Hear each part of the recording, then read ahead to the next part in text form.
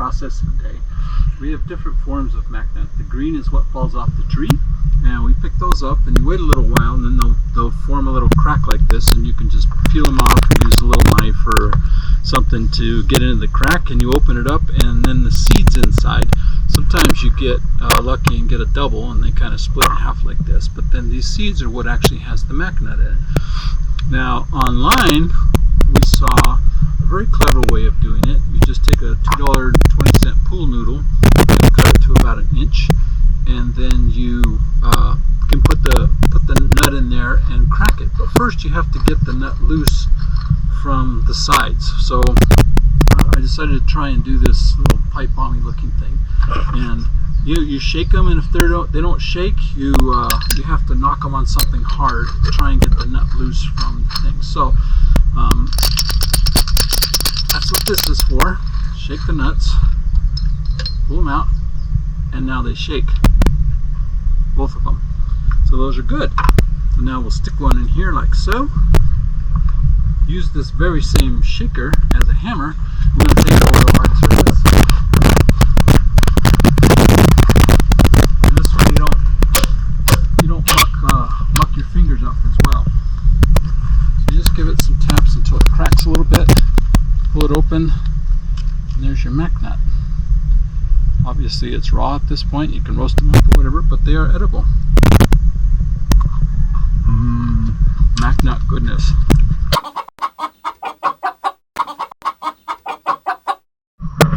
Okay, this is a lychee tree. You can see that it is very, very old and very, very large. And September is the peak month for lychee. So it is dropping its fruit all over the ground, which does not look nice because of older fruit. So this is what they look like. And you just find a way to get into it. And then you pop it out. It looks like an eyeball. It's actually really good. You just put the whole thing in your mouth, and now you have a lychee fruit. So this is one of our banana stands, and you can see that it is pretty tall. I'm gonna say it's 20-25 feet tall. By the time you get to the top of it, these are the biggest banana plants I've ever seen. They normally, because usually bananas get cut down every year because they only produce one bunch of bananas. Usually the stalks on them don't get to be this big. These are like literally like trees here. But here you can see a set of bananas hanging here, ready to be harvested. So when we get something we can cut that stalk with, we will be cutting that down and hanging those bananas to let them develop so that we can have bananas for free instead of buying them at the store. If you can call this free. And over here, this massive bit of greenery here, this is actually a giant lilikoi. Lilikoi is passion fruit, and I'll show you in a minute what the passion fruit looks like.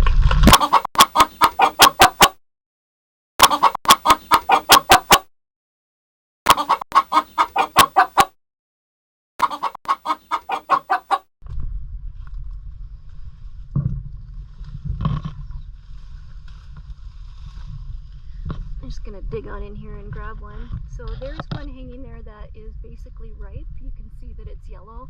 Generally, as soon as they're ripe, they fall on the ground, and you just pick them up off of the ground. There are, I'm gonna say, hundreds of them in here. We've already eaten 8,000 lilikois, and we have hundreds more coming. So that's good. If you like passion fruit, we got it. And I wanted to find a flower today, but there aren't any that are blooming, probably because it's full sun today, which is very unusual, and I think the flowers actually open when it's mostly cloudy. But I will find one and get it on the video.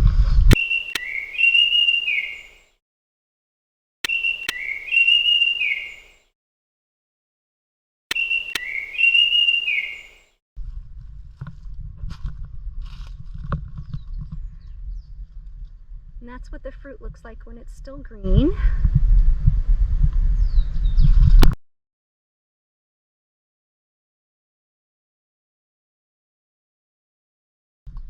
this is how amazingly effective things are at growing here. This is an avocado tree that you can see there, and its trunk actually split into 3 pieces because it got heavy, I assume.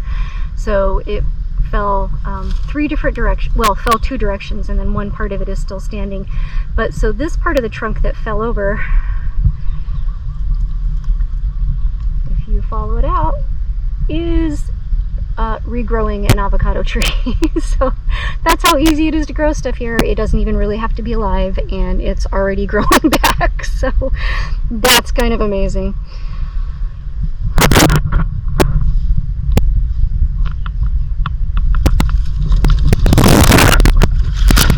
Here's a lily that's on the ground. And this one is ready to eat.